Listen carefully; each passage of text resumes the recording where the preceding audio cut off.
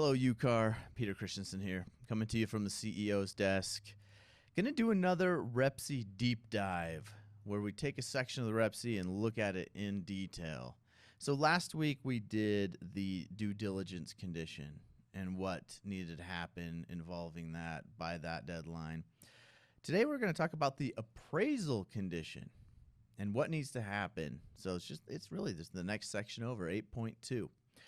So you got to check this one, right? You got to check is or is not condition on appraisal. If you check it is, then a couple things happen. Well, it really gives the buyer the right to cancel if the appraisal comes in lower than the purchase price. That's becoming an issue right now, right? That's happening as we get offers that are above asking price, list price. So what happens? Well, a couple things happen. If you get that notice as a buyer, then buyer may cancel. I emphasize the may. They don't have to cancel. It doesn't automatically kill the REPC.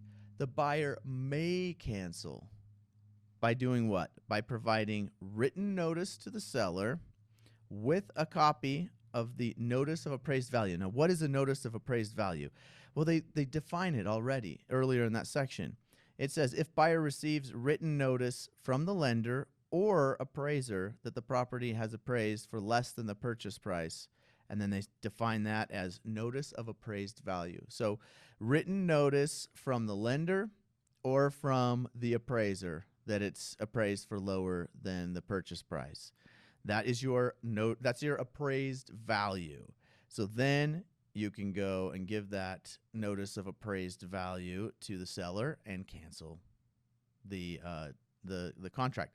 It has to be done no later than the finance and appraisal deadline. So got to get that in by then. So that's the buyer's right to cancel. Notice what it does not say in there. It does not say seller has to renegotiate the price. Seller has to bring the price down to meet that. No, it doesn't say any of that.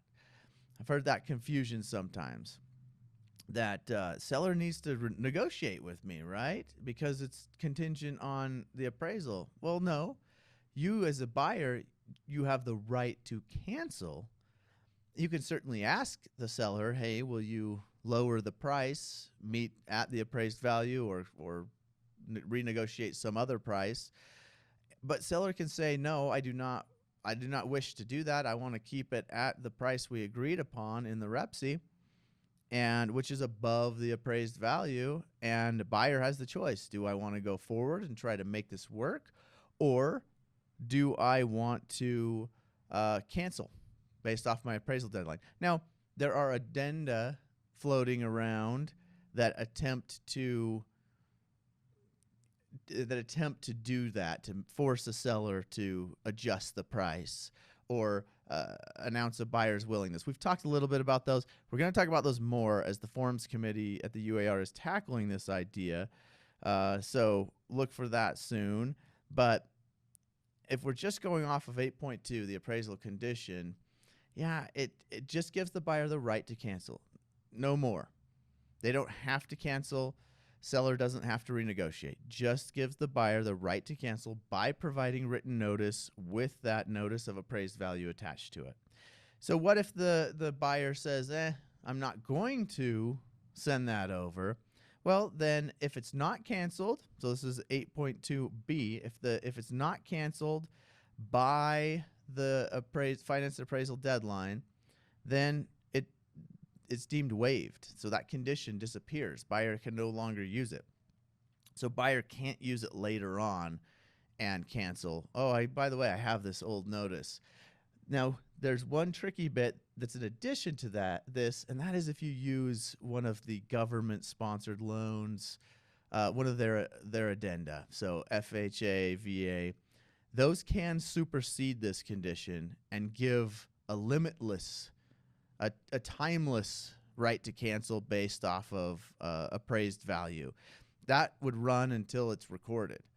So be careful that when you have that on there, you realize that this deadline, the finance and appraisal deadline, is separate from that FHA VA deadline that says if it, at any point during this transaction, if it appraises lower than the appraised value, seller, you got to give the earnest money back. And that's really what this is about, right? If buyer cancels using 8.2 prior to the finance and appraisal deadline, provides the notice of appraised value, buyer gets their earnest money back and gets all of it back.